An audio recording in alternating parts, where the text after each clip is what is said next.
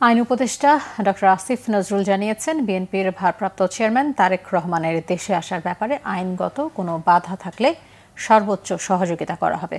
তার নিরাপত্তা নিশ্চিতেও সহযোগিতার আশ্বাস দেন তিনি। দুপুরে সচিবালয়ে এসব কথা বলেন আসিফ নজরুল।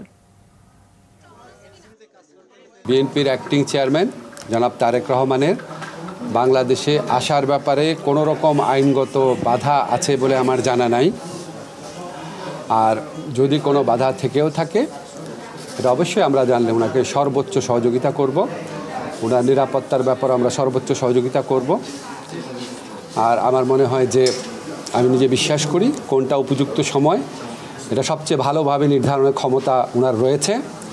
উনি যেটা উপযুক্ত সময় সেই সময় দেশে আসবেন বলে আমি বিশ্বাস করি। আর সেকেন্ড একটা কথা হচ্ছে যে ধরেন আমাদের অনেকে ধরনের মন্তব্য করে থাকি যে উনি কেন আসছেন না, এই সমস্ত প্রশ্ন তুলি। আমার কাছে এই সমস্ত প্রশ্ন তোলা খুব অরুচিকর মনে হয়। এটা মা ছেলের সম্পর্ক, এখানে কোনো বেগম খালেদা জিয়ার কোনো ইনস্ট্রাকশন আছে কিনা, বা এখানে ব্যক্তিগতভাবে তারেক রহমানের কোনো রকম চিন্তা আছে কিনা, সেটা তো প্রিজাজ করার বা সেটার ব্যাপারে কমেন্ট করার আমার কাছে রুচিকর মনে হয় না।